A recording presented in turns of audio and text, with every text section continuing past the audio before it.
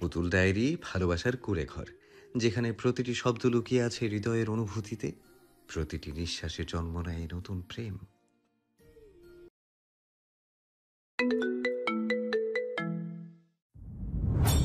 শুধুমাত্র নিজের স্ত্রীর জন্য ভাইয়ের সঙ্গে বিরোধ, এসব করে লাভই বা কি? রোশান এক পাশে চুপ করে বসে আছে। এসব নিয়ে তার কিছুই যায় আসে না। তবে ফারাজকে যে সে সহ্য করতে পারে তাও না, কিন্তু কখনো কখনো সহ্য করতে হয়। সুলেমান এলাহি থম মেরে বসে আছে। বারবার ফোন আসছে। জুনায়েদ এলাহির পৌরসভার সম্মেলন আছে, উপস্থিত থাকা জরুরি, কিন্তু সুলেমান এখন সেই দিকে কোনো খেয়াল নেই। আল্লাহ ভালো জানে বাড়িতে আবার কোন কাহিনী শুরু হবে। সুলেমান চায় ছেলেরা মিলেমিশে থাকুক, একসঙ্গে মিলে খারাপ কাজ করলেও যেন একসঙ্গে করে। তারা কেউ যেন নিজেদের মধ্যে খুনে লিপ্ত না হয়। কিন্তু পরিস্থিতি হাতের নাগালে বাইরে চলে যাচ্ছে। আমাগো পাপ নিয়ে নড়াচড়া করলে কিন্তু তোরগুলোও বাইর হইব ফারাজ। গলা নিচু করে বলে রাজন। বলেছে, তুই ভালো থাক, আমাদেরও ভালো থাকতে দে। নিজের মানুষের ক্ষতি কইরা লাভ কি? আমরাও চাই তুই অন্তত একটা সুন্দর সংসার কর, বউটারে লইয়া সুখে থাক। এই আপোষ দ্বন্দ্ব বাদ দে। ফারাজ ঠান্ডা গলায় উত্তর দেয়, সেটাই তো চাই। তবে একটা কথা মনে রাখবেন, আমি মরলে আপনাদের নিয়েই মরবো। একা মরতে ভালো লাগে না। ওপর গিয়ে একসঙ্গে গল্প সল্প করবো, চা পানি খাবো। ভাবছি ভাবিদেরও সঙ্গে নিয়ে যাব। চা পানির ব্যবস্থার জন্য লোক তো লাগবেই। মজা করতেছি না। চোখ মুখ কুচকে নেয় ফারাজ। আমিও না। ফারাজের সোজা সাপটা জবাব। রোশান মাঝখান থেকে বলে উঠল, নীরুর বিয়াটা পাকা হইছে সোয়ানের লগে, আর ঝামেলা করিস না। তুই একটু থাম ফারাজ। ফারাজ হালকা হেসে উঠে দাঁড়ায়। সোহানের সঙ্গে হাত মেলাতে মেলাতেই বলে, শুভ কামনা আমাদের অভিনেত্রী আপারে গলায় ঝুলাইবার জন্য। এত খুশির খবর মনে হয় আমার জন্মের আগেও আমি পাইনি। সে বাঁকা হেসে পুনরায় দৃষ্টি নিবদ্ধ করে সোহানের চোখে, বলে উঠছে, যাই হোক সোহান ভাই, রুমে যাই। বউটারে একা রাখলে জয়েন্টে ব্যথা করে। এখনো তো আবার বাচ্চার বাপ হওয়া বাকি। আঙুল কপালে ছেঁকে সালাম ঠুকে বিদায় নিয়ে যাওয়ার জন্য পা বাড়াতেই দোতলার থেকে আসা ফারিয়া চিৎকার থেমে যায়। ফারিয়া উপর থেকে চিৎকার করে বলে, হায় আল্লাহ, নিরুরে কোথাও পাওয়া যাইতেছে না। চিত্রা বারান্দার উদাস মনে বসে আছে। আকাশের দিকে চেয়ে আছে সে। নীরুকে এখনো খুঁজে পাওয়া যাচ্ছে না। চিন্তা করে করে খাচ্ছে তাকে। সে জানে নীরু ফারাজকে ভালোবাসে, তবুও তো সব ভালোবাসা যদি পূর্ণতা পেয়ে যেত, তবে অপূর্ণতার গল্পগুলোর কি হতো? মন খারাপ কেন? চিত্রা পেছনে তাকায় না, দরকারও পড়ে না। সে জানে ফারাজ এসেছে। সে আকাশের দিকে তাকিয়ে বলে, এই বাড়িতে কিছু একটা চলছে ফারাজ। ফারাজের কপালে ভাঁজ পড়ে। কেন, কি হয়েছে? আমরা ঢাকায় যাওয়ার আগের দিন মিতালি আমাকে কিছু একটা বলতে চেয়েছিল। ওই দিন যদি তার কথা শুনতাম তাহলে হয়তো সে আজ বেঁচে থাকতো। ফারাজ একটু বিরক্ত হয়। আবার সেই সব কথা শুরু করেছো? চিত্রা থেমে না থেকেই বলে, আপনি খুঁজে বের করুন না কারা এসব করছে। আমি? এসব তো পুলিশের কাজ। তাহলে চলুন থানায়। ওকে খুন করা হয়েছিল, অথচ আত্মহত্যা বলে চালিয়ে মামলা বন্ধ করে দেওয়া হয়েছে। ফারাজ দীর্ঘশ্বাস ফেলে বলে, সময় দাও, সব ঠিক হয়ে যাবে। সে চিত্রাকে জড়িয়ে ধরে নিজের বুকে। বারান্দার বাইরে সনসন করে বাতাস বইছে। আকাশটা মুখ গোমরা করে আছে। আজও কি তবে মন আকাশে ঝরবে বৃষ্টি? সুলেমান এলাহির চোখে ঘুম নেই গভীর রাতে। বারান্দার দিকে জানালার পাশে দাঁড়িয়ে আছেন, মুখে বিরক্তির ছাপ। রুমানার ওপর রাগে তেতে আছেন তিনি। কেন যে চিত্রাকে দিয়ে এমন কাজ করানো লাগলো? এইসব না হলে হয়তো আজ এই বাড়িতে এত তামাশা জমতো না। রাজন লুঙ্গি ঠিক করে বাবার পাশে এসে দাঁড়ায়। রুমের মধ্যে মায়ের সঙ্গে রোশান বসে আছে। রাজন বাবাকে রুমে এনে বসায়। সবাই গোল হয়ে বসে। রাজনের মাথা খারাপ হয়ে যাচ্ছে। কি কাণ্ড ঘটে গেল? ভেবেছিল সোহানের সঙ্গে পারিবারিক সম্পর্কে তৈরি হলে ব্যবসায়িক সম্পর্কটাও বাড়বে। বিয়ের জন্য রাজিও হয়েছিল, বাড়িতে চলে এসেছে, কিন্তু কি লজ্জাজনক পরিস্থিতির শিকার হয়ে ফিরে যেতে হলো। ভাগ্যিস বিয়ের বিষয়ে বাইরে কোনো কথা বলেনি, তাহলে পরিবারের মানুষকে এলাহি বাড়ি সম্পর্কে কি ভাবতো?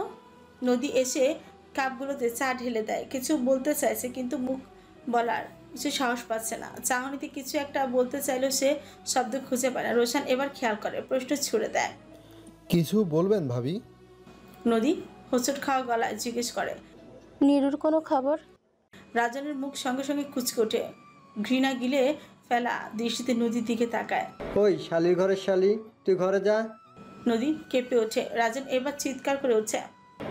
নদীর এত সাহস, এই বাড়ি থাইকা পালায় কেমনে? তাও জানালার কাঠ কাইটা। এসব দিনে করা হয় নাই, রাতেই সাজানো হয়েছে।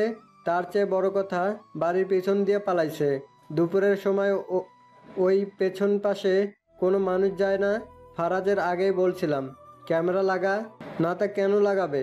তবে নিরু একা পালায় নাই, ওরে সাহায্য করছে কেউ না কেউ। কিন্তু পালাইয়া যাইব কই? ওরে ধরতে পারলে কসম খোদার জবাই কইরা ফেলমু।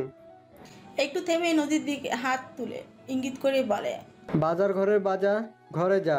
তোরে দেখলেই গায়ে বিষ ধরে আমার। নদী আঁচলে মুখ ঢেকে চোখে জল ফেলে চুপচাপ চলে যায়। মনে প্রশ্ন জাগে তার, স্বামীরা কি এভাবে স্ত্রীদের অন্যের সামনে অপমান করতে পারে? নারী বলি কি সব সহ্য করতে হয়? পুরুষদের দোষ গৌরবে, নারীর দোষে কলঙ্ক কেন? পুরুষ করলে গুণগান, নারী করলে বদনাম। খোদা, সব যদি তোরই সৃষ্টি হয় তবে এত ভেদাভেদ কেন? নদী চলে যাওয়ার পর রোশান এসে দাঁড়ায় রাজনের সামনে, গলা নিচু করে বলে, ভাই, আকরাম আর ফারুককে ফারাজই খুন করছে মনে হয়। তাইলে সে আমাকেও ছাড়ব না, কিছু না কিছু করতেই হইব। রাজন ধীরে মাথা নাড়ে। আমি মনে করি ওগো বিদেশে চইলা যাইতেই উচিত। কয়দিন পর দেখমু তোগো জামাই বউয়ের পীড়িতের চোটে আমাদের গোপন গুমর ফাঁস হবে। শালা ফারাজ নিজেও মরবে, আমাদেরও মাইরা ছাড়বে। রোশান শ্বাস ছাড়ে বলে, চিট্টাজান কিছু না জানে, ও জানলে ওর আবদারেই হয়তো ফারাজ আমাগরে খাইব। রাজন চুপ থেকে শীতল কণ্ঠে জবাব দেয়, কিন্তু যদি ফারাজ আমাদের মাইরা ফেলার আগেই তার মৃত্যু হয়? চিত্রারে আমার লাগবো, বেয়া করু মরে। সোহান ধীরে সিগারেট জ্বালায় ধোয়া ছেড়ে বলে, আপনার মাথা ঠিক আছে? চিত্রার বিষয়ে কোনো ভাগাভাগি হবে না, আমি সহ্য করব না। সোহান ঠোঁটে বাঁকা হাসি টেনে বলে, আমি তো চাই তুই জ্বলে পুড়ে মর, যাই হোক করে, কিন্তু আমি অনেক আগেই কিন্না রাখছি। জোয়ান চমকে ওঠে। মানে ফারাজ চিত্তার বিয়ের দিন মিজান সাহেবের সঙ্গে আমার যোগাযোগ হয়েছিল, সে নতুন মেয়ে এনে দিবে। মেয়ে নাকি অনেক সুন্দরী। অগ্রিম টাকা ছাড়া মিজান কাজ করে না, তাই পুরো টাকা পাঠিয়ে দেওয়া হয়। কিন্তু মেয়ে আসলো না। কেন? কারণ সেই মেয়েটারই তোর ভাই বিয়ে করে মাঝরাতে এই বাড়ির বউ করে আনছে। জোয়ান আবার সত্যিই থমকে যায়। চিত্রারে তোর ভাই বিয়ে করছে কেন জানোস? সোহান ফের বলে উঠল, জানি না, তবে উদ্দেশ্য ছাড়া চিত্রা তালুকদারকে বিয়ে করেনি তা জানি। কিরকম উদ্দেশ্য? এসব জানলে তো আমি ফারাজ এলাহি হয়ে যেতাম। যাই হোক, চিত্রা হলো তালুকদার বাড়ির মেয়ে। 10 বছর আগে সেই রাতে পুরো তালুকদার পরিবার সবাই মারা যায়, শুধু বেঁচে থাকে বংশের একমাত্র মেয়ে চিত্রা। আর যেই দিন ওকে আপনার হাতে তুলে দেওয়ার কথা ছিল, সেই দিনই কোন রকম আগাম বার্তা ছাড়া আমার ভাই বিদেশ থেকে ফিরে হুট করে ওকে বিয়ে করে মাঝরাতে বাড়ি আনে। অদ্ভুত না? এসবের উত্তর খোঁজার চেষ্টা কেউ করে নাই। সোহান সিগারেটটা ছুঁড়ে ফেলে বলে, বালের ঠেকা।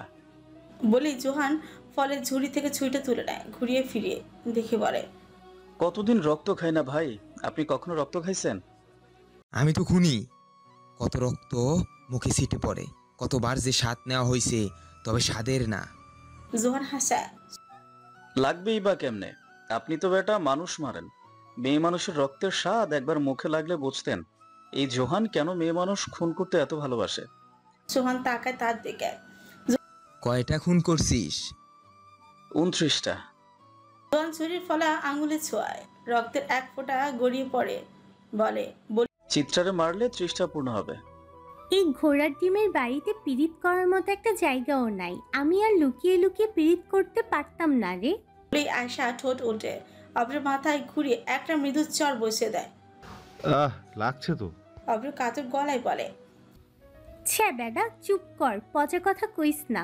চল এখনই যাই কাজী অফিসে, তোকে ভরসা করা যায় না, যদি আবার অন্য কাউকে পেয়ে পালাইয়া যাস। আগে চলো একটু প্রেম করে আসি। কোথায় করবি? উপরে। শালা, আমার তো এখনো বিয়েই হয় নাই, বিয়ের আগে উপরে পাঠাতে চাস? আমি মরলে কুদ্দুসরে কে জন্ম দিবে? তোর নানি? অন্তত আমার নানির ইজ্জতের নিয়ে ছিনিমিনি খেলিস না প্লিজ। অব্র আশার হাত ধরে চোরের মতো সিঁড়িবের ছাদে ওঠে। ছাদে তখন দক্ষিণা হাওয়া। অব্র খোলা আকাশের নিচে দাঁড়িয়ে আয়শার হাত জড়িয়ে ধরে। আয়শা হঠাৎ হেসে ওঠে।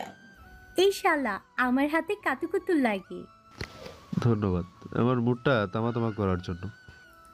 সরি আবার ধর, এবার হাসমু না। অব্র এবার দু হাত দিয়ে আয়শাকে ছুঁয়ে দেখে, চোয়ালে হাত রাখে, অপলক দৃষ্টিতে তাকে আবেগে বলে উঠছে, একটু চুমু খাই তোকে। চিত্রার মন ভালো নেই। এই বাড়িতে যেন একটার পর একটা অশান্তি লেগে আছে। ঘুম তার চোখ থেকে বহু দূর পালিয়েছে। ঘুম আসছে না বেবিজান? পাশ থেকে জিজ্ঞেস করলো ফারাজ। না। সংক্ষেপে উত্তর দেয় চিত্রা। চিত্রা শুয়ে থাকা অবস্থায় উঠে বসে, খাঁচার দিকে তাকিয়ে হ্যামস্টার গুলোকে দেখে বলে, ওদের এখনো নাম দেওয়া হয়নি। ওদের নিয়ে ভাবছো কেন? তুমি বরং আমার ভবিষ্যৎ ক্যাটাগরির নাম নিয়ে ভাবো। সময় হলে ভাববো। আমি তো এখনো বাচ্চা। না। কি বলো, এখনো বড় হওনি? না। ছ্যা, কি ছোট লোক কি ব্যাপার হয়ে গেল। সময়ের অভাবে এখন তোমাকে জোর করে বড় বানাতে হবে। কিভাবে বড় বানাবেন? খাইয়ে খাইয়ে। কি খাওয়াবেন? ভালোবাসা। ওসব ছোট লোকই খাবার আমি খাই না। ভালো জিনিস কেন খাবে বউ? তুমি তো আমার মাথায় খেয়ে কুলবাচ্ছ না। ঠিকই বলেছেন, ভালো কিছু তো খাওয়াই হয় না আমার। খাই শুধু অখাদ্য, মানে আপনার মাথা। হ্যাঁ বলেন নাতনির। রাতটা আজ ভীষণ ঠান্ডা। দক্ষিণা হাওয়ায় বারংবার চুপি সারে কারো কান ঘেঁষে কিছু বলে চলে যাচ্ছে। ছাদে পা রাখতে ফারাদ থমকে দাঁড়ায়। বাতিগুলো নিভে আছে, চারপাশ কি ভীষণ অন্ধকার নিমজ্জিত। কাজ ছমছম করা একটা অনুভূতি চিত্রার বুক চেপে ধরে। ভয় করছে বেবিজান? আপনি পাশে থাকলে আমার কেন জানি একদমই ভয় করে না। একটা কথা বলবো? বলো। মৃত্যুর পর আমাকে দাফনের পর যখন সবাই চলে যাবে, তখন আপনি খানিকটা সময় না হয় আমার সাহস হয়ে কবরের পাশে বসবেন। অন্তত প্রশ্নের সম্মুখীন হওয়ার আগে, জবাবদিহির আগে। এসব শুনতে চাই না চিত্রা। তোমাকে ছাড়া মুহূর্ত বাঁচার ইচ্ছে নেই আমার। তুমি না এক মুহূর্ত বেঁচে থাকার কথা চিন্তার আগেই যেন আমার মৃত্যু হয়। পরিবেশ থমথমে হয়ে যায়। নীরবতা কাটাতে চিত্রা ফারাজের হাত ধরে সে সিঁড়ির ধাপে মৃদু শব্দে বলে উঠছে, ফারাজ, আমি না কারোর গলার আওয়াজ পাচ্ছি, মেয়েলি হাসির শব্দ। আপনি শুনতে পাচ্ছেন না? ফারাজ মূর্তি থমকে যায় যেন। সে কান পেতে শোনে, হ্যাঁ সত্যি। ছাদের শেষ কোণ থেকে মেইলি হাসির চাপা শব্দ ভেসে আসছে। অন্ধকারে কে হাসছে এত রাত করে? এই বউ, ছাদে মনে হয় কোনো ডাইনি আছে, জলদি বাসায় চলো। ফারাজ আদো ভয় বলে উঠছে। চিত্রা চোখ সরু করে প্রশ্ন করে, কেন? ভূত ভয় পান আপনি? ভূতের তো হ্যান্ডসামদের উপর বেশি নজর থাকে জানো না? নজর লেগে যেতে পারে, তাই যেতে বলছি। চিত্রা ফ্রিকুচকে হাসে। এখানে হ্যান্ডসাম কে? ফারাজ এক মুহূর্ত থেমে যায়, উত্তর খুঁজে না পেয়ে চোখ। চিত্রা হেসে বলে, উফ সরি, আপনার কথা তো ভুলেই গিয়েছিলাম। ছাদে এখন শুধু বাতাসের শব্দ। দূরের গাছের পাতায় হালকা শাসা করে বাতাস খেলা করছে। চিত্রা এগিয়ে যায় ছাদের শেষ দিকে। পেছনে ফিরে ফারাজকে না দেখে হিসিয়ে বলে, আসছেন না কেন? আমি নিশ্চিত বাড়িতে চোর ঢুকেছে। আমার সঙ্গে চলুন, চোর ধরতে হবে। শাড়ির আঁচল কোমরে গিট দেয় চিত্রা। এখন তাকে দেখাচ্ছে একেবারে বাঘিনীর মতন। ফারাজ একটু হেসে বলে, চিত্রা তুমি চোর ধরতে যাচ্ছ, তাও আমাকে একা ফেলে? যেও না, চোরকে নিয়ে বিশ্বাস নেই, যদি চাকু চালিয়ে দেয়। চিত্রা তখন তার হাতটা ধরে শক্ত করে, আপনি চোরকেও ভয় পান? এত ভালো মানুষ আপনি। দুনিয়ায় তো দেখছি আপনার মতো আর কেউ নেই। আর চিত্রার কথা শুনে মনে মনে একটু হেসে ফেলে। সে তো জানে না তার স্বামীর হাত দুটো কত খুন করেছে, কত রক্ত, কতটা যন্ত্রণার সাক্ষী সে। চোর ওদের সামনে চোর কিছুই না। ফারাজ আকাশের দিকে তাকিয়ে নিঃশ্বাস ফেলে মনে মনে বলে উঠছে, ও হে আসমান জমিনের মালিক, তোমার এই দুনিয়ায় কিছু পেতে হলে এত অভিনয় কেন করতে হয়? আমি যে ক্লান্ত হয়ে পড়ছি, অভিনয় করতে করতে সত্যিকারের অভিনেতা হয়ে যাচ্ছি, অথচ মঞ্চের পর্দা নামে না, থামেও না। চিত্রার ডান হাতে মোবাইল। ফারাজ বলে, তুমি চোরের কাছাকাছি গেলেই আমি ফ্ল্যাশ অন করব। চিত্রা বলে বা হাতে বাসের লাঠি তুলে নেয়। কাছে গিয়ে বসাবে এক বাড়ি। আজকে একেবারে চোরের বেল বাড়ি দিয়ে ভেঙে শরবত করবে। চুপি চুপি পায়ে হেঁটে এগিয়ে যায় ছাদের শেষের কোণে। আধারে কাউকে স্পষ্ট বোঝা যাচ্ছে না, কিন্তু দুইটা অবয়ব যেন জড়াজড়ি করে দাঁড়িয়ে। চিত্রা লাঠি উঁচু করে। ঠিক তখনই ফারাজ ফ্ল্যাশ অন করে দেয়। আলোক ঝলকানিতে মুহূর্তে চিত্রা ও ফারাজ দুজনের চোখ কোটর থেকে বেরিয়ে আসার উপক্রম। কারণ চোখের সামনে খালি চেহারা না, কারণ চোখের সামনে শুধু চোরই না, বরং চুন্নিও দাঁড়িয়ে আছে, তাও আবার একেবারে কাছাকাছি। একটুর জন্য চুমুতে ব্রেক কষে গিয়েছে তাদের। চিত্রা কিছু বুঝতেই পারছে না। সে কিছু বলার আগেই ফারাজ বলে উঠছে, কি গো আমার মাইয়ার জামাই, কুদ্দুসকে জন্ম না দেওয়া দামড়া শেষেও তুমিও তলে তলে ঠেলা গাড়ি চালাচ্ছ। বাবা, ওয়েট, একটা চুচ্যাট পোস্ট করতে হবে দেখছি। সামনের শুক্রবারই তাহলে বিয়ের দিন ঠিক করি। ফারাজ অব্রর চোখে চোখ রেখে বলল, আগেই বলে রাখছি, বিয়ের পরও কিন্তু বউ নিয়ে আবার চোখের সামনেই থাকবে। ফারাজ যেখানে অভ্র সেখানেই। অব্র মৃদু হেসে উত্তর দিল। আপনাকে ছাড়া কোথায় যাওয়ার কথা শুধু মুখে আনা নয়, চিন্তাতেও আসে না। হঠাৎ আয়শা মাঝখান থেকে বলে উঠল, আমার থেকেও মনে হয় ফারাজ আব্বাকেই বেশি ভালোবাসেন। অব্র আয়শার দিকে তাকিয়ে হালকা হাসল। তাই মনে হলো? হুম। আয়শা নিচু গলায় বলল, তাহলে হয়তো তাই। ফারাজ ভাই আর আমার সম্পর্কটা গাছ শেকড়ের মতো। শেকড় উপড়ে ফেললে যেমন গাছ বাঁচে না, তেমনি ফারাজ ভাই ছাড়া আমি মৃত। আয়শা জানে না কেন এমন কথাতেও তার মনে এক বিন্দু খারাপ লাগছে না, বরং যেন একটা শান্তি ঢেউ বইছে ভেতরে। তার মনের গভীরে একটা কণ্ঠ ধ্বনিত হচ্ছে, এই মানুষটাকে যদি একবার ভালোবাসা যায় তাহলে হয়তো সে প্রাণও দিয়ে দিবে। এই মানুষটাকে না ভালোবেসে থাকা সত্যি অসম্ভব। নিশুতি রাত, বিছানায় স্নিগ্ধতায় জেগে থাকা আরাম ছড়িয়ে আছে চারিপাশে। গরমে ক্লান্ত শহর মৃদু শীতল বাতাসে একটু স্বস্তির নিঃশ্বাস ফেলছে। সেই নিঃশ্বাসের মাঝে আয়শার চোখে ঘুম নেই। মাথার ভেতরে ঘুরপাক খাচ্ছে হাজারো ভাবনা। এই বিয়ে কি সত্যিই হবে? সে কি প্রস্তুত এমন এক জীবনের জন্য যেখানে কি নিঃশর্তভাবে তাকে ভালোবাসবে? আয়শার জীবনে ভালোবাসা অপ্রাপ্তির মতন, অথচ আজ অব্রর চোখে সেই ভালোবাসার প্রতিচ্ছবি স্পষ্ট। বিশ্বাস হচ্ছে না কিছু। সেই রাতে আয়শার আর ঘুম আসেনি। বিয়ে হবে তার? সে কি কখনো এও ভেবেছিল তার মতো মেয়েকে কি কেউ বিয়ে করবে, ভালোবাসবে? তার মতো মেয়েকে কেউ কি ভালোবাসবে? আয়শা বারবার এপাশ ওপাশ হয়। তার দাদি পাশেই ঘুমাচ্ছে। বাইরে তখন বৃষ্টি নেমেছে। সারাদিনের অসহ্য গরম এখন উধাও। শান্তি লাগছে। রাত এখন শেষের দিকে। হুচ করে দরজায় করাঘাত পেতেই আয়শা উঠে দাঁড়ায়। তার ভয় করছে না। আয়শা চুপি চুপি উঠে দরজা খুলে দেয়। ছাতা হাতে দাঁড়িয়ে আছে একটা লোক। আয়শার হাতে একটা প্যাকেট ধরিয়ে অন্ধকারে মিলিয়ে যায় সে। আয়শা চারিপাশে তাকিয়ে দুয়ার এঁটে দেয়। প্যাকেটে হাত বোলায়। ভেতরে অনেক কিছুই আছে, তবে খামে মরানো সেই চিঠির ভাঁজ সে আগে খোলে। অন্ধকারের ঘরের মধ্যে চিঠি পড়া যাবে না। সে প্যাকেটের সব কিছু ভরে লুকিয়ে ফেলে। দাদির দিকে একবার তাকায়, তা ঘুমিয়ে আছে। আয়শা মুচকে হাসে। ফ্যানের দিকে তাকিয়ে হাত কপালের উপর রেখে চাদর গায়ে টেনে চোখ বন্ধ করে। আপাতত একটু ঘুমাতে হবে, সামনে আবার বিয়ে। কত কাজ! দেখতে দেখতে এই সপ্তাহ খানিক কেটে গিয়েছে। কাল শুক্রবার, অব্র আর আয়শার বিয়ে। কোনো আয়োজন ছাড়া, কোনো গান বাজনা ছাড়া। এটাই আয়শার স্বপ্নের বিয়ে। মুরব্বীদের কাছে শুনেছে বিয়েতে যত খরচ কম ততই বরকত বেশি। আয়শার দাদি কিছুদিন ধরে স্বাভাবিক আছেন। একমাত্র নাতনির যে এত ভালো ছেলের সঙ্গে বিয়ে হবে জানাই ছিল না। তবে বিয়ে নিয়ে চিত্রা ফারাজের যা আগ্রহ, বাকিদের কিছু যায় আসে না। এক সপ্তাহ কেটে গেল। নীরুটাকে এত খুঁজেও কোথাও পাওয়া গেল না। অব্রটাও আবদার করেছে আয়শার গালে সে নিজে একটু হলুদ লাগাবে। খুব ইচ্ছে তার। পিয়াস আর নিশু কাল বিয়ের পর নিজেদের বাড়ি ফিরে যাবে। তাদের মধ্যে এখন ভালো একটা সম্পর্ক তৈরি হয়েছে। চিত্রাকে ফারাজ জোর করে কলেজে পাঠিয়েছে। জানালার দিকে কলম মুখে নিয়ে চিত্রা কামড়ে যাচ্ছে। ক্লাসে একেবারে শেষের মাথায় বসেছে সে। ইংরেজির স্যার লেকচার দিচ্ছে। এইসব লেকচার মানুষ শুনে? চিত্রার পাশে যেই মেয়েটি বসে আছে তার নাম মরিয়ম। কলেজে আসার পর থেকে এই মেয়ের সাথে টুকটাক কথা হয়েছে। বাকিগুলো তো সব একটা ন্যাকামির বস্তা। সবগুলো ক্লাসে আসে ছেলে পটাতে। সারাদিন ওয়াশরুমে বসে বসে সাজুগুজু করে। আচ্ছা, তাদেরকে কে বোঝাবে? নীল কলেজ ড্রেসের সঙ্গে লাল লিপস্টিক দেওয়াতে নায়িকা নয় বরং হারপিকের বোতল লাগে। চিত্রা খাতার উপর আঁকিবুকি করে, ধ্যাত আর ভালো লাগছে না। কাল আয়সার বিয়ে আর আজকে জোর করে তাকে বেঁধে ফারাজ কলেজে পাঠিয়ে দিয়েছে, এসব কি মানা যায়?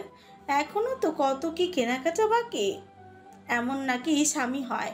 চিত্রা মনে মনে ঠিক করেছে পরীক্ষায় বারবার ফেল করবে। একসময় ফারাজ বিরক্ত হয়ে তো পড়ালেখা বন্ধই করে দিবে। চিত্রার ব্যাগে একটা খাতা ছাড়া কিচ্ছুই নেই। সে ব্যাগ বোঝাই করে হাবিজাবি খাবার নিয়ে আসে।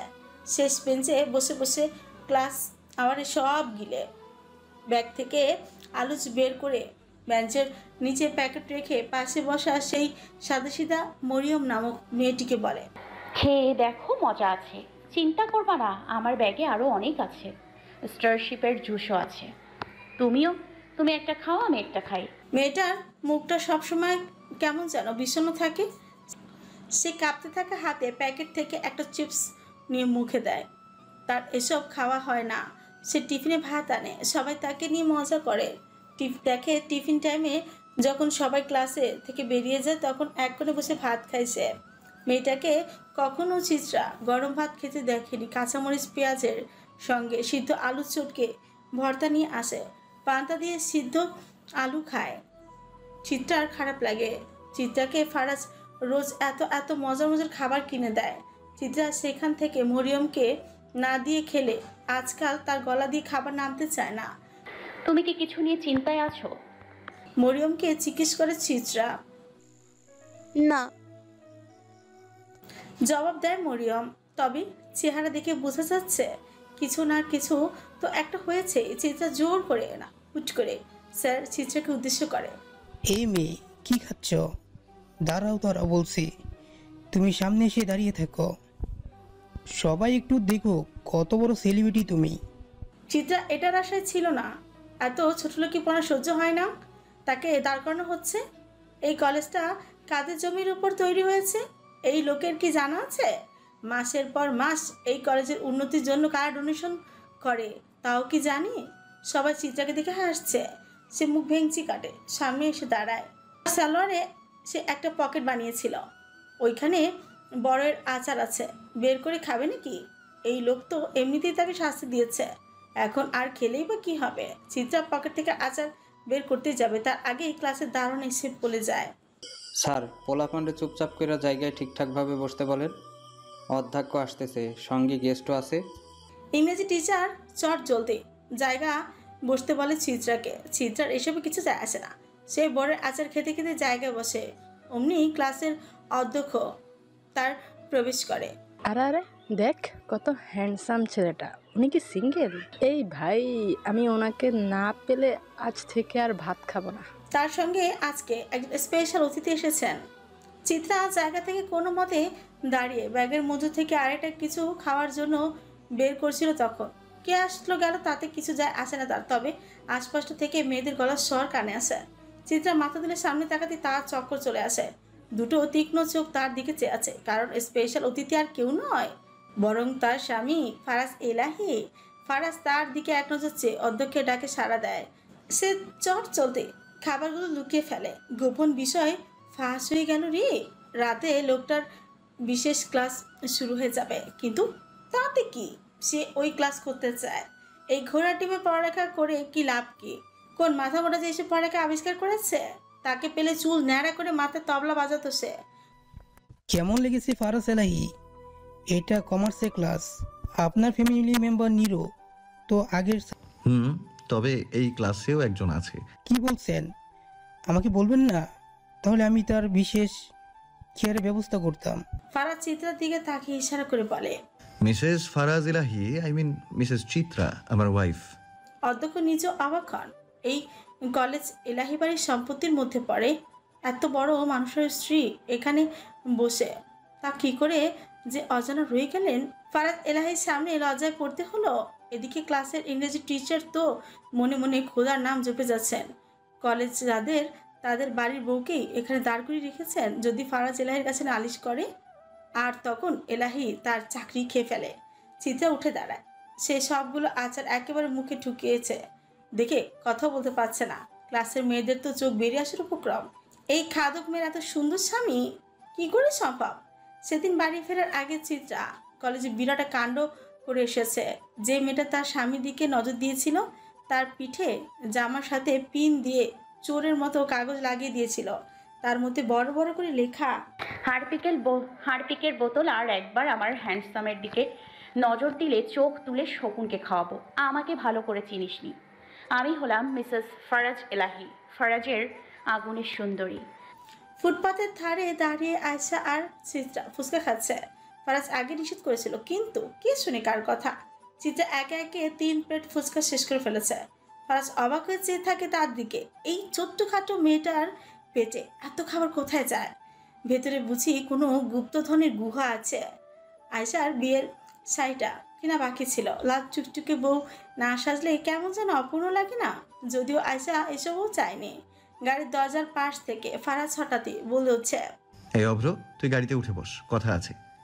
অপর কিচ্ছু না বলে গাড়িতে উঠে বসে। যাওয়ার আগে সে আয়শার দিকে চেয়ে বলে, বৃষ্টি নামবে, জলদি খাওয়া শেষ করে গাড়িতে এসো। আর হ্যাঁ, তুমি কিন্তু ব্যাক সিটেই বসবে। চিত্তে তৎক্ষণাৎ গলা খাকারি দেয়। অভ্র লজ্জায় মাথা নিচু করে। আয়শাও কেমন যেন অস্বস্তি বোধ করে, কিন্তু কি আর করা যায়? আক্কাস আলীর মুখে লাগাম নেই, যখন যা মন চায় বলে ফেলে। অভ্র গাড়ির দিকে এগিয়ে যায়, পেছনে চিত্রা আর আয়শা ফুচকা খাওয়া চালিয়ে যায়। মামা এত কিপটে কেন আপনি? চিত্রা ফুচকাওয়ালাকে ঘাড় ফিরে বলে, মরিচা একটু বাড়ান তো। ফুচকাওয়ালা কাজ ছাকি জবাব দেয়, বেশি মরিচ খাইলে কিন্তু সকালে কষ্ট হইব বেশি। আমার কষ্ট হলে আপনার কি? দেন মরিচটা দেন। ফুচকাওয়ালা মাথা নাড়তে নাড়তে মরিচের গুঁড়ো ছিটিয়ে দেয় বাটিতে। চিত্রা বাটির দিকে তাকিয়ে হঠাৎই থমকে যায়। বুকের ভিতর এক ধরনের অজানা হাহাকার নেমে আসে। আজ অনেক দিন পর ফুচকা খেতে এসেছে সে। সেই দিনটার পর এই প্রথম।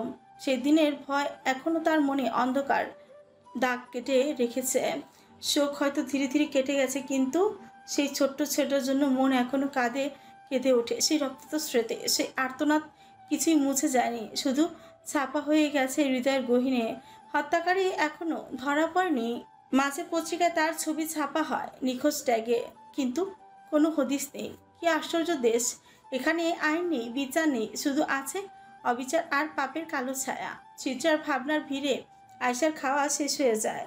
চিত্রা বাটির শেষ ফুচকাটা তুলতে যাবে, এমন সময় হঠাৎ করেই আকাশ ছেড়ে বৃষ্টি নামে। ফারাজ আগেই টাকাটা দিয়ে গিয়েছিল।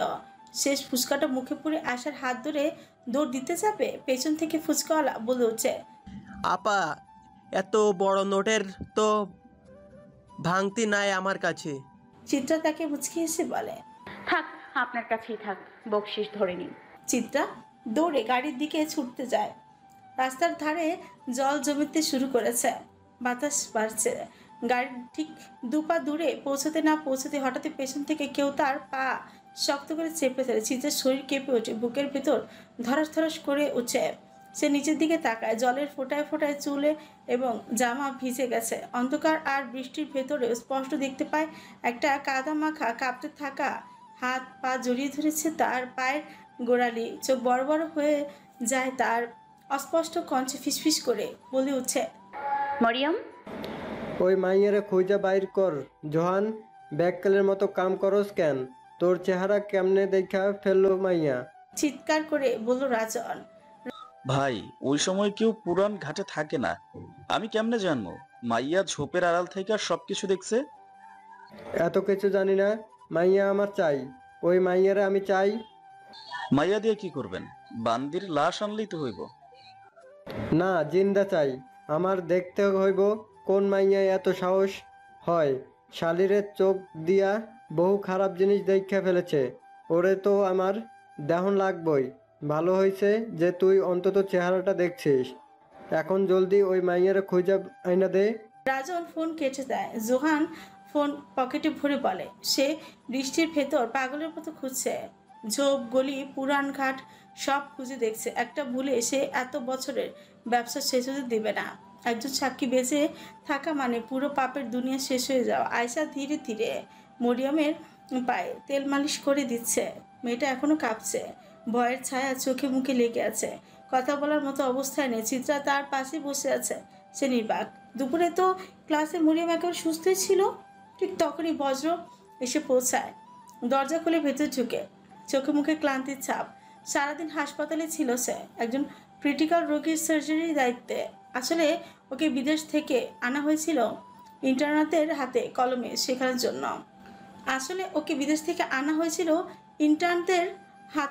শেখানোর জন্য। আর কয়েকটা ক্লাস করলেই তার কাজ শেষ। বজ্র সোজা গিয়ে ঢুকে পড়ে গেস্ট রুমে। সেখানেই মরিয়ম, চিত্রা ও আয়শা। সে ঝুঁকে পড়ে চেক আপ করে।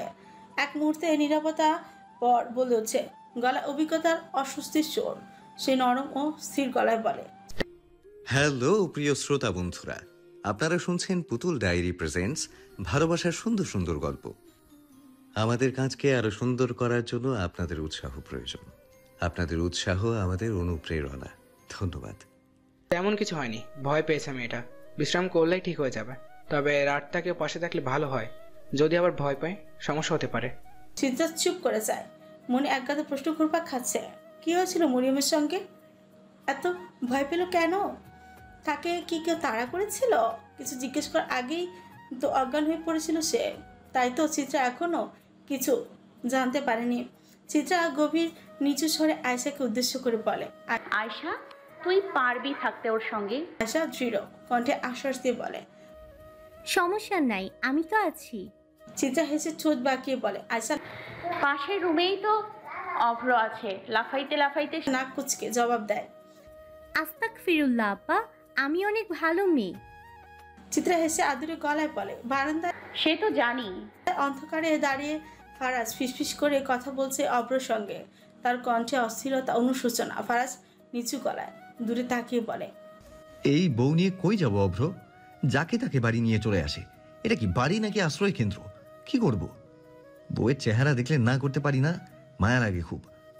অভ্র সংক্ষেপে নির্লিপ্ত স্বরে বলে, আপনারই তো বউ। ফারাজ হালকা হেসে জবাব দেয়, খুব বেশি খুশি হইস না চান্দু, কাল তোরও বিয়ে হবে, তখন মজা বুঝবি। অভ্র মাথা চুলকে বলে, ভাই ভয় দেখাইয়েন না। ঠিক তখনই ফারাজের ফোন বেজে ওঠে। স্ক্রিনে একটি গোলাপের সাইড। অভ্রর সেথায় চোখ পড়তে সে চোখ সরু করে গম্ভীর স্বরে বলল, আমাকে দেন, আমি কথা বলি। ফারাজ ঝাঞ্ঝা গলায় অন্যমনস্ক ভাবে বলে, তোর সাথে কথা বলতে চাইলে তো তোকেই কল দিত। সে কোনো দ্বিধা না করে কল কেটে দেয়। সিগারেটের ধোঁয়ায় ছেড়ে দেয়। একটা দীর্ঘ নিঃশ্বাস ফেলে ক্লান্ত গলায় বলে, এই মেয়েটা অনেক বেশি জেদি হয়ে গেছে। অভ্র চোখ সরু করে কটাক্ষ করে, আপনার হাতে গড়া বুঝতে হবে না। ফারাজ চোখ নামিয়ে বলে, ইদানিং বেশি জ্বালায়। ভাবি সন্দেহ করে? না করে না, কিন্তু করতে কতক্ষণ। আবার ফোন কল এলে সে ধরে না। তবে ওই দিন নজরে পড়েছিল, কোনো রকমে বাঁচলাম। গভীর স্বরে বল, আপনি হুট করে বদলে গিয়েছেন ভাই, সব ভুলে গিয়েছেন। এখানে আসার পেছনে কিন্তু আপনার আলাদা উদ্দেশ্য ছিল। কই ভাই, মানুষ খুন করতে তো আপনার বুক কাঁপে না? তাহলে আপনি এখনো উদ্দেশ্য পূরণ করছেন না কেন? এত মায়া বাড়িয়ে লাভ কি? বুক কাঁপবে কেন? অভ্যাস হয়ে গিয়েছে রক্ত হাতে রাঙানো। সেটাই তো বলছি, বুক কেন কাঁপছে? আসলে ভালোবাসায় মজে গেছেন আপনি। এখন আপনাকে বেছে নিতে হবে যে কোনো একটি, হয় এই দুনিয়া না হয় ওই দুনিয়া।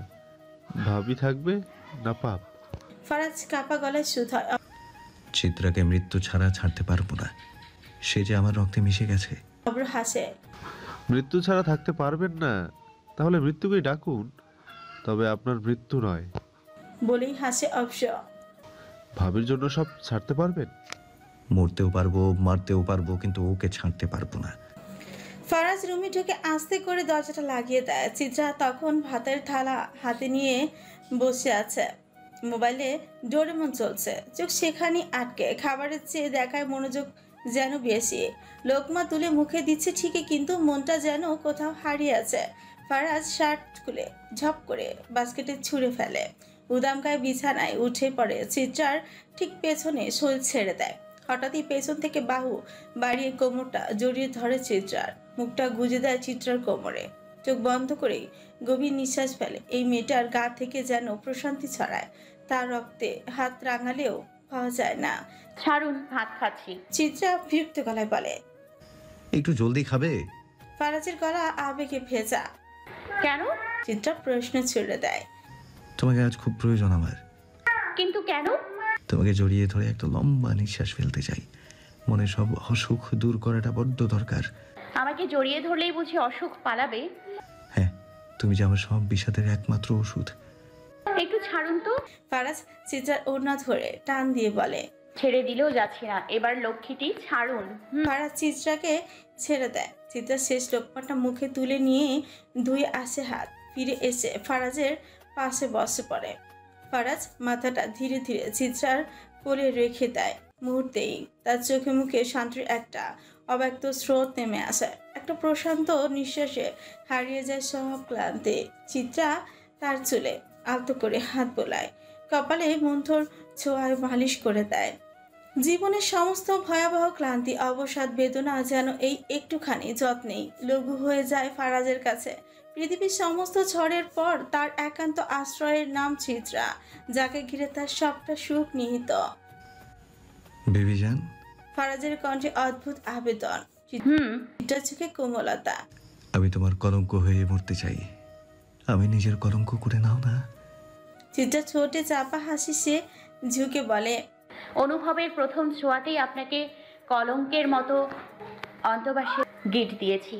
এই গিট ছাড়ানো সম্ভব নয়, গেলেই ধারালো সুতোয় পেঁচিয়ে মৃত্যু নিশ্চিত। ফারাজ চুপচাপ চিত্রার বুকে মাথা গুজে রাখে, একটা ছোট্ট শিশুর মতন চোখ বন্ধ করে। আধারের গভীরে হারিয়ে যায় সে, হারিয়ে গিয়ে খুঁজে ফেরে হারানোর শান্তি এক টুকরো নয়। মাঝরাতে দরজার কড়াঘাতে আয়েশার ঘুম ভেঙে যায়। সে উঠে বসে, পাশে ফিরে তাকায়। মরিয়ম ঘুমিয়ে আছে গভীর নিদ্রায়। আয়েশা বিরক্ত মুখে ফিসফিস করে গালাগাল দেয়।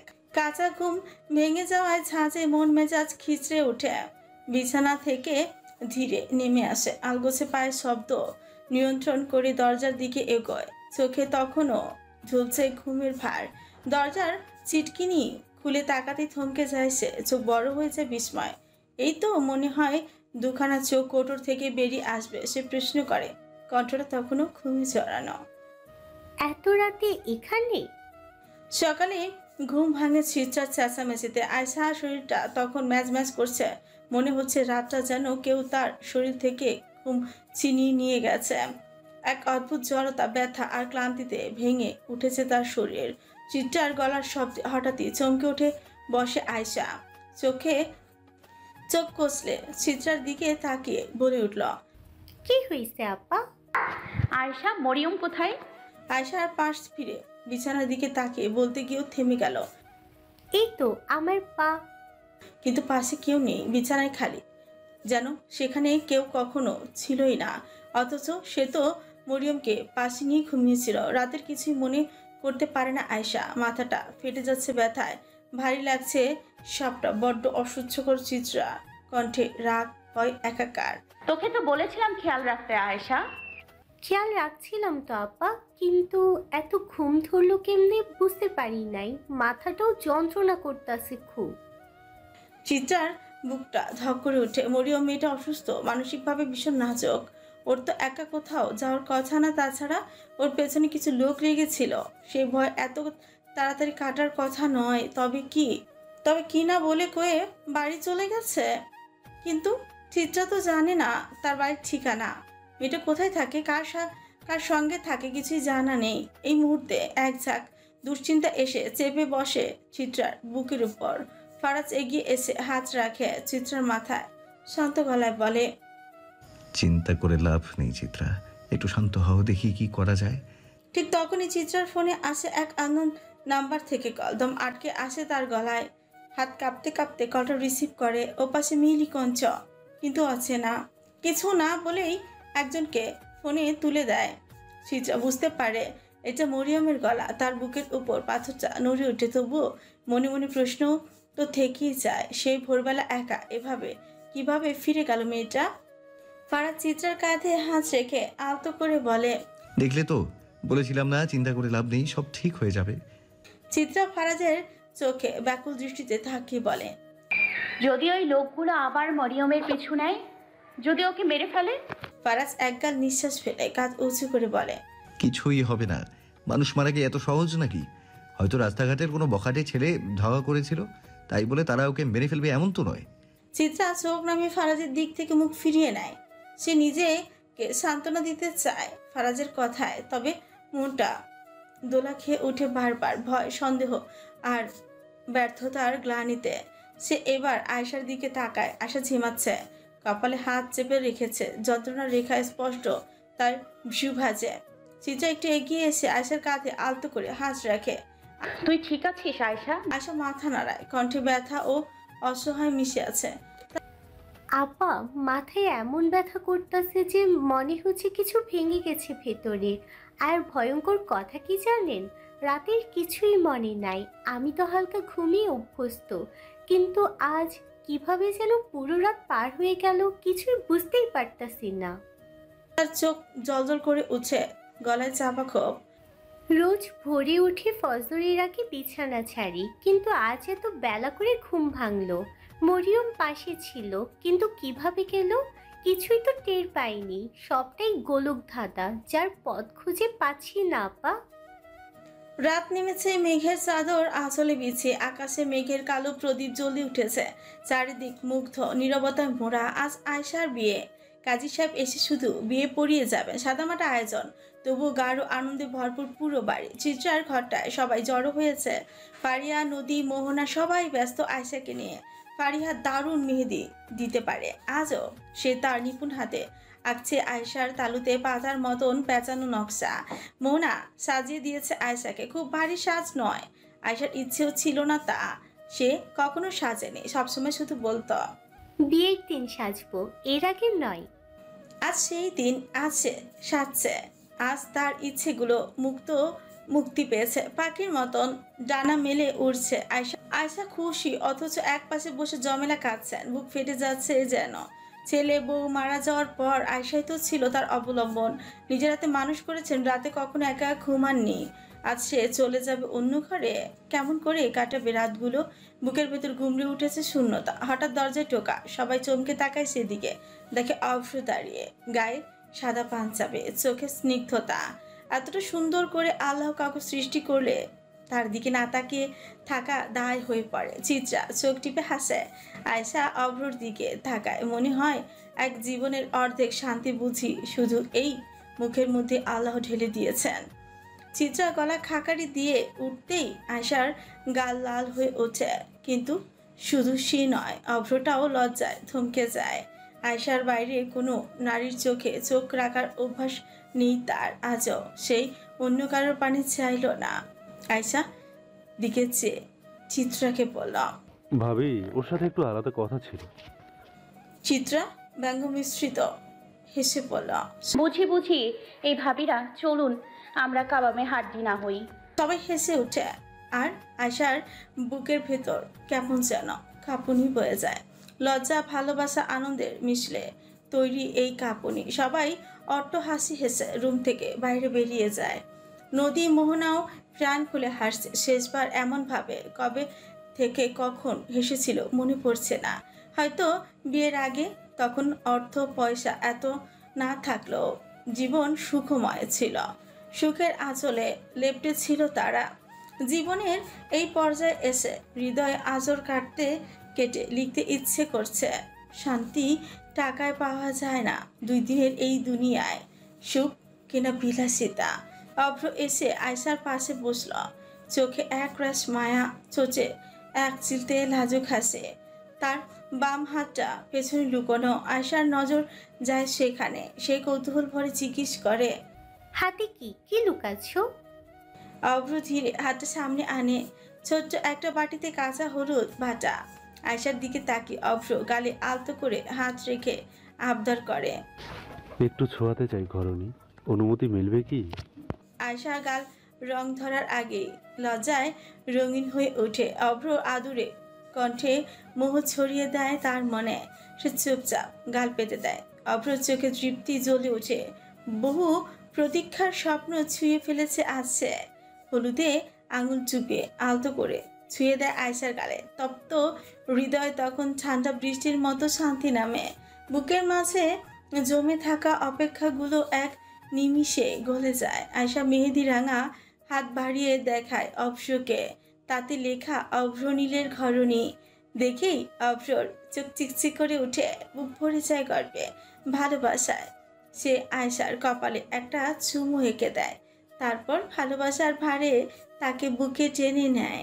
চোখ বুজে ফিসফিসিয়ে জিজ্ঞেস করে, রং গাঢ় হবে তো? আয়শা খিলখিলিয়ে হেসে ওঠে। সেটা তো আপনার ভালোবাসার উপর নির্ভরশীল।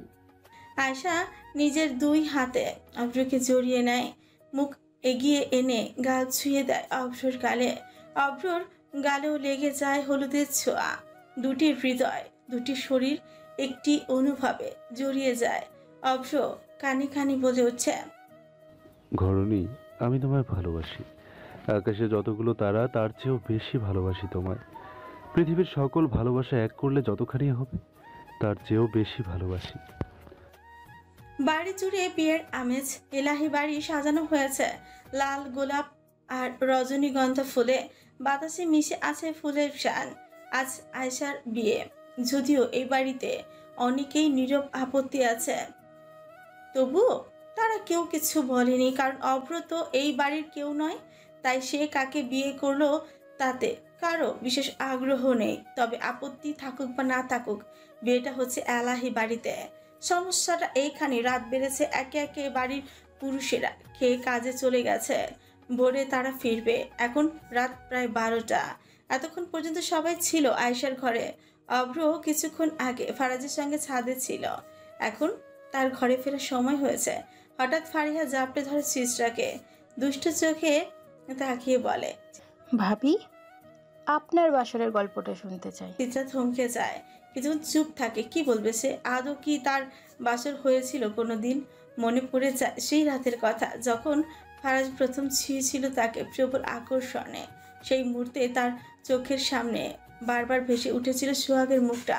ফারাজের প্রতিটি ছোঁয়া বিষাক্ত ছোবল হয়ে কেটেছিল তার সারা শরীর জুড়ে। আবেগ নয়, ছিল শুধু অবচেতনের প্রতিরোধ। নদী মৃদু ধাক্কাতে চিত্রাকে হেসে বলে, থাক থাক, আর বলতে হবে না। ইস, মেয়েটা তো একেবারে লজ্জায় লাল হয়ে গেল। জবাব দিল না, শুধু মনে মনে আফসোস করে বলল, আমার কেন এমন সাজানো বাসর হলো না? এমন একটা বাসর হতো, তীব্র ঘৃণা আর ভালোবাসার হিংস্রতা না থাকলেও তো পারতো সেদিন। ঠিক তখনই দরজার সামনে দাঁড়ায় অবনীল সরকার। সাদা সিধে শুভ্র পাঞ্জাবি গায়ে, চোখে অপ্রার্থিব দীপ্তি। ঘরে থাকা সবাই হই হই করে উঠে মোহনা দুষ্টুমি কণ্ঠে বলে, ওরে, কে কোথায় আছিস রে? বর এসেছে, আজকের একটা ওদের উপভোগ করতে দে। আয়শা লজ্জায় মাথা নুইয়ে ফেলে। নদী হঠাৎ করে কানে কানে কিছু একটা ফিসফিসিয়ে বলে যায় তার, আর তাতে আয়শার গাল লজ্জায় কুচকে ওঠে। আজ আয়শা পরেছে জামদানি শাড়ি, গায়ে স্বর্ণের গহনা, নেই অতিরিক্ত স্বাস্থ্য। তবুও এই মেয়েটাকে এত সুন্দর লাগছে যে চোখ ফেরানো দায়। সবাই বিদায় জানিয়ে যখন দরজার কপাট হতে বাইরে চলে যায়, তখনই পেছন থেকে অভ্র চিত্রাকে বলে, ভাবি, ভাই ছাদে আছে, আপনাকে ছাদে ডেকেছে। চিত্রা মুচকে হাসি দিয়ে বর বউকে বিদায় দিয়ে রুম থেকে বেরিয়ে সোজা ছাদের দিকে পা বাড়ালো। দোতলায় উঠতেই প্রথমে চোখ গেল সেই বদ্ধ ঘরটার দিকে। কি আছে ওই ঘরটায়? কেন বদ্ধ করে রাখা হয়েছে তার অতীতকে? সে অতিথি বা কে? চিত্রা শাড়ির আঁচল নাড়াতে নাড়াতে ছাদে যায়, গিয়ে দেখে ফারাজের হাতে মদের বোতল। চিত্রা দৌড়ে স্বামীর কাছে যায়, গিয়ে বলে, আপনি আবার এসব গিলছেন? আমাকে একটু দেন দেখি, কেমন লাগে আমিও দেখি। কি বলছো তুমি? এসব খাবে? চোখ গোল গোল করে চিত্রার পানে চেয়ে বলল। চিত্রা ম্লান হাসে, আপনি খেতে পারলে আমি কেন পারবো না? ফারাজের মুখ গম্ভীর হয়ে আসে। কিছু বলার আগেই হঠাৎই ছাদ করে একটা শব্দ হয়। ফারাজ ছাদের প্রান্তে গিয়ে মদের বোতলটা নিচের দিকে ছুঁড়ে ফেলে দেয়। ওমা, ফেলেই দিলেন তাই বলে? চিত্রার চোখ বিস্ময় বড় হয়ে যায়। দিলাম, আমাকে মাতাল করার জন্য তুমিই যথেষ্ট, মদের প্রয়োজন নেই। চিত্রা চোখ বাতাসের ধাক্কায় তার আঁচল ওড়ে। দেখো, আমার আয়েশাটারও আজ বাসর। চিত্রার গলা ভারী হয়ে উঠে। মেয়েটার বিয়ে নিজ হাতে দিব ভাবতেই পারিনি কখনো। ফারাজ মৃদু হেসে বলে, বউ, চলো না আমরাও বাসর করি আজ। জানো, আমারও না আজ বাসরের উচ্চ তাপমাত্রা ফিলিংস পাচ্ছে। চিত্রা মুখ ভিঙচিয়ে বলে, আমার তো হচ্ছে না। হবে, আমি পাইয়ে দেব। ফারাজ নরম কণ্ঠে ফিসফিসায়, কিভাবে? চলো আগে রুমে, এখানে বাসর করা যাবে না। মশার কামড়ে শরীরের রোমান্টিক মুড পুরোটাই অফ হয়ে যাবে। আর তোমার স্বামীর মশার কামড়ে অ্যালার্জির কথা জানোই তো। না, এখান থেকে এক পাও নড়ছি না। চিত্রা গো ধরে, ফারাজ চোখ টিপে বলে, তাহলে এখানেই শুরু করি, যা হবার পরে দেখা যাবে। এতেই চিত্রা লাফ দিয়ে দূরে সরে যায়। না, যাচ্ছি, চলুন রুমে যাই, কারণ আপনার ওপর কোনো ভরসা নেই, যখন তখন কুরকুরানি উঠে যায় আপনার। ঝড়ো হাসে, আজকে জম্পেশ বাসর করবো রে আবুলের নাতনি। দেখি আজকে বাসরে কে ঠ্যাং ঢুকায়। আজকে বাসরে ডিস্টার্বকারীর মায়ের খালা বানিয়ে ছাড়বো। বলেই ফারাজ চিত্রাকে এক ছটকায় কাঁধে তুলে নেয়। পথ ধরে গন্তব্যের উদ্দেশ্যে চিত্রা চেঁচিয়ে ফারাজের পিঠে কিল ঘুষি বসায়, কিন্তু তাতে ফারাজের কিছু যায় আসে না। মেয়ে মানুষের কাজই তো জোকের মতো তিরিং বিরিং করা। এই নামান, কেউ দেখে ফেলবে। কিন্তু ফারাজ গম্ভীর গলায় ঘোষণা করে, দেখলে দেখুক, তোমার স্বামীর হাতেই আজকে বাসর নাইটের ইতিহাস রচিত হবে। দেখে নিও আবুলের নাতনি, আমার লিভারের অ্যান্টেনা ছোট লোক বউ। অভ্র দরজার ছিটকিনি লাগিয়ে পেছন ফিরে তাকায়। বাইরে তখন শুরু হয়েছে বৃষ্টি। কারেন্ট চলে গেলেই জেনারেটর চালু কথা, কিন্তু আজ হচ্ছে না কেন? কি সমস্যা হলো? একটা প্রশ্ন নিয়ে অভ্র ফোন করে লোককে। ওপাশ থেকে জানানো হয়, ফরাজ ভাই জেনারেটর চালাতে নিষেধ করেছেন। অভ্র থমকে যায়, ঠিক বুঝে উঠতে পারে না বাসর কার, তার নাকি ফারাজের। জানালার কাজ পেয়ে ছুঁয়ে ছুঁয়ে জল আছড়ে পড়ছে। কি বিকট শব্দ হচ্ছে মেঘেদের। অভ্র ঘরের মধ্যে কিছু একটা খোঁজার চেষ্টা করে। হুট করে আয়শার সরল গলা কর্ণে গিয়ে জোর ধাক্কা বসায়। কি খুঁজছো? মোমবাতি। প্রয়োজন নেই। কেন? ফোনের ফ্ল্যাশ লাইটই চলবে। আচ্ছা। অভ্র খাটে এসে বসে আয়শার পাশে। ফোনের আলো আয়শার মুখে পরে, মুখে মৃদু তৃপ্তি। ঘোমটা তুলে যখন বোর লাজুক মুখ দেখে, তখন নিজের ধন্য হওয়াকে অনুভব করে। বারান্দা যাবে? চল না আজ একসঙ্গে ভিজি। অভ্র হাত বাড়িয়ে দেয়। আয়শা কিছু বলে না, কিন্তু চোখে মুখে মৌন সম্মতি স্পষ্ট। সে ধীরে অভ্রর হাত ধরে বিছানা থেকে উঠে দাঁড়ায়। বারান্দা যেতেই পেছন থেকে অভ্র তাকে জড়িয়ে ধরে। আয়শা গভীর একটা নিঃশ্বাস ছাড়ে। মুহূর্তে বৃষ্টির ঝাপটায় দুটো শরীর ভিজে একাকার হয়ে যায়। ঘন আবছা আলো, জমে থাকা জল আর হৃদয়ের অস্থিরতা সব মিলিয়ে রাতটা হয়ে ওঠে অন্যরকম। তোমার পরিবার সম্পর্কে কিছুই জানলাম না, বলবে না? এই অভ্রকে, তার পরিচয় কি? অভ্র হালকা হাসে, আয়শার ঘাড়ে মুখ গুজে বলে, আমাকে জানতে চাও ঘরণী? হ্যাঁ, অভ্রনীল সরকার। এই নামের পেছনের গল্প জানতে চাই। অন্তত সরকার বাড়ির বউ হিসেবে জানার অধিকার আমার আছে। অভ্র একটানা বৃষ্টির দিকে তাকিয়ে থাকে কিছুক্ষণ, তারপর বলল, তাহলে চলো ঘুরে আসি অভ্রের অতীত থেকে। ইতালির একটি শহর, ঝড়ঝঞ্ঝার তাণ্ডব চলছে চারিপাশে। রাস্তার ছাউনির নিচে গুটিসুটি মেরে দাঁড়িয়ে আছে 8 বছরের এক ছোট্ট ছেলে অভ্র। ভীষণ ভয় পাচ্ছে সে। চারপাশে নিস্তব্ধতা, রাস্তায় একটুও মানুষের চিহ্ন নেই। এই শহরে তো মানুষ থাকার কথাও নয়। বড় বড় মাফিয়া আর কালো দুনিয়ার রাজাদের অট্টালিকা ঘেরা এই জায়গা অন্যদের জগৎ থেকে আলাদা। অভ্রকে এখানে ঘুরতে নিয়ে এসেছে তার জন্মসূত্রে সে ইতালিয়ান, কিন্তু বাবার বাংলাদেশি রক্ত মিশে আছে তার রং রূপে। বাবা মায়ের প্রেম থেকেই গড়া সংসারটা একসময় ভালোই ছিল, কিন্তু অভ্র যখন 6 বছর বয়সে পৌঁছায় তখন থেকেই ঝামেলা শুরু। তার মা জড়িয়ে পড়ে অবৈধ এক সম্পর্কে। এখান থেকে একের পর এক বিপত্তি। অভ্রর তখন সবচেয়ে বেশি প্রয়োজন ছিল ভালোবাসা, কিন্তু বদলে পেয়েছিল দূরত্ব, বেদনা। তার মা প্রায় ভুলতেই বসেছিল তার ছেলের কথা, সংসারের কথা, ডিভোর্স চাইছিল। তবে অভ্র থাকার কারণে কিছুই সম্ভব হচ্ছিল না। সে তো তাদের সন্তান, তাই মারতে পারেনি, কিন্তু কঠোর শাস্তি দিয়েই রেখে গিয়েছে। ঘুরতে যাওয়ার কথা বলে ফেলে চলে যায়। সেদিন তার বাবা জরুরি কাজে বাইরে ছিল। তার মা আইসক্রিম আনার কথা বলে অভ্রকে রেখে চলে যায়, আর ফিরে আসে না। ছোট্ট অভ্র মায়ের অপেক্ষায় ঘন্টা কাটায়, আর মা আসে না। ক্ষুধায় দুরবস্থা, কি করবে বুঝে না। বৃষ্টির জল মুখে নিয়ে আশ্রয় খোঁজে। অভ্র দাঁড়িয়ে আছে অট্টালিকার সামনে। সে দেখে ইতিহাসের সাক্ষী সব প্রাসাদ কালের সাক্ষী হয়ে দাঁড়িয়ে আছে, তবে বজ্রপাতের আলোয় সেগুলো যেন আরো ভয়াল মনে হচ্ছে। হঠাৎ অভ্রর সামনে একটি রয়্যাল গাড়ি এসে থামে। গাড়ির দরজা খুলে কালো পোশাকধারী একদল মানুষ নেমে আসে। একজন ছাতা ধরে দাঁড়িয়ে আছে। গাড়ির ভেতর থেকে নেমে আসে এক ছেলে, বয়স আনুমানিক 13 থেকে 14 বছর। অভ্রর ভয় আরো বেড়ে যায়। এত মানুষ একসঙ্গে, কারা এরা?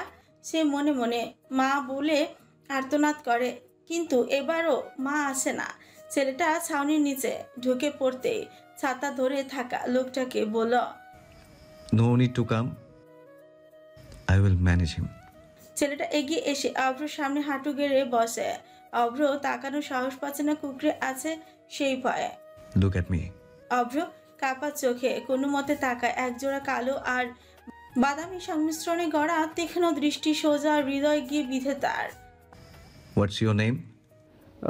অভ্র, অভ্রনীল সরকার। Are you Bangali? অভ্র মাথা নাড়ল চুপচাপ। ছেলেটি মৃদু হাসল, সেই হাসিতে মুক্ত ঝরছে। আমার সঙ্গে চলো, I will give you everything. খাবার দেবেন? অভ্রর কাপা কণ্ঠে প্রশ্ন। ছেলেটি হাসল, বলল, এভরিথিং। তাহলে যাব। সরল মনে বলে উঠল অভ্র। পাপের দুনিয়ায় আরেকজন সদস্য যুক্ত হলো। অভ্র এসবের কিছুই বুঝে না, তবে সে তীক্ষ্ণ চাহনির মাঝে মায়া অনুভব করে। সে অচেনা ভালো লাগায় তার মুখে ছোট্ট একটা হাসি ফুটে ওঠে। Will you be my friend? ছেলেটি মাথা নাড়ল। সঙ্গী হব। তোমার নাম কি? এলাহি, আমি ফারাজ এলাহি। সেই দিন থেকে অভ্রর জীবন বদলে যায়। সময় এমন ভাবে কেটে গিয়েছে, মা বাবাকে বলতে শুরু করে সে। সময়ের কত ক্ষমতা, সব কেমন করে ভুলিয়ে দিতে পারে সে। সেই দিনের বাচ্চা অভ্র হয়ে ওঠে ফারাজ এলাহির সবচেয়ে বিশ্বস্ত লোক, জীবনের অংশ, পাপের অংশ। এই যে নকল এলাহি কত কথা বলে, এখানে কত হাসাহাসি করে, অথচ অভ্র যেই ফারাজকে চিনে সে কখনো হাসে না, খুব বেশি কথা বলে না, মানুষ মারে পাখির ন্যায়, প্রতিশোধের দহনে দক্ষ। অভ্র বাস্তবতায় ফিরে আসে। বৃষ্টির বাইরে বেগ বেড়েছে। বৃষ্টি তাকে বারবার অতীতে নিয়ে যায়। সেই কিছু বলতে যাবে, তার আগে নির্বাক আয়শা ডুকরি কেঁদে উঠল। কি হয়েছে ঘরণী? কান্না ভেজা কণ্ঠে জবাব দেয় আয়শা, আপনার অতীত এত কষ্টের জানলে কখনোই আপনার সঙ্গে এত ঝগড়া করতাম না, পচা পচা কথা বলতাম না। অভ্র চোখ মুছে জবাব দিই, না রে ঘরণী, তোমার মুখের পচা কথা না শুনলে আমার যে রাতে ঘুম আসে না। আসলেই? অভ্র চোখ মুছে দিয়ে জবাব দেয়, কোমল হ্যাঁ রে পাগলি। স্বরে বলল, পাপের রাজ্যের সদস্য মানে কি বোঝানো হয়েছে? জিজ্ঞাসা চোখে তাকায়। কি জানি, নিজেও জানি না। নিশ্চয়ভাবে জবাব দেয় আয়শা ফিসুকুচকে। দ্বিধা নিয়ে জিজ্ঞেস করল, ফারাজ ভাই কি এমন ছিল যে? আর ওই মাফিয়াদের শহরে সে ওই সময় কি করছিল? রাস্তা দিয়ে যাচ্ছিল। সাদামাটা ভঙ্গিতে জবাব দেয় কাপা। ও, তারপর আর মায়ের খোঁজ পাননি? পেয়েছি। কোথায়? কবরে। মা ততদিন মারা গিয়েছিল। ইতালিতে বাবার খোঁজেও অনেক করেছিলাম, পাইনি। বাংলাদেশে এসে বাবার খোঁজ পাই। বাবা আমাকে অনেক ভালোবাসতেন। মৃত্যুর আগ পর্যন্ত ছেলের খোঁজ চালিয়েছেন তিনি, কিন্তু আমাকে খুঁজে পাওয়া তো দুষ্কর ছিল। বাবার সঙ্গে দেখা হয়েছে? কাপা গলায় কৃষ্ণ ছুড়ে হ্যাঁ। নির্বিকার কণ্ঠে বল, আপনার বাড়ি কোথায় তাহলে? আমার আসল ঠিকানা? দৃষ্টিকে স্থির রেখেই বল, সরকার বাড়ির কথা জিজ্ঞেস করছি। বাড়িধারায়। সব জায়গায় সম্পত্তি সবই আমার নামে পড়ে আছে, তবে ভোগের কোনো ইচ্ছে নেই। আমি যতটুকু পেয়েছি তাতেই খুশি। আমাকে সরকার বাড়ি নিয়ে যাবেন? তোমারই তো বাড়ি, যখন বলবে নিয়ে যাব। অভ্র আর কিছু বলার সুযোগ পেল না। তার ঠোঁটের উপর আয়শার অধর নিষেধের সিল মেরে দিল। মুহূর্তটি ভারী হয়ে উঠল। বাতাসের ফাঁকে ফাঁকে নিঃশব্দে জমে উঠল এক অনুচ্চারিত আকাঙ্ক্ষা। অবাধ্য স্পর্শেরা নিঃশব্দে বেআইনি হয়ে উঠল, অথচ তাতে কোনো গ্লানি ছিল না, ছিল কেবল একটা প্রগাঢ় তৃষ্ণা যা ভাষার গণ্ডি পেরিয়ে গিয়েছিল। দুটি শরীর যাদের রন্ধ্রে রন্ধ্রে এখনো বৃষ্টির শীতলতা লেগে আছে, যা পরস্পরের বুকের খাঁচায় গেঁথে গেল।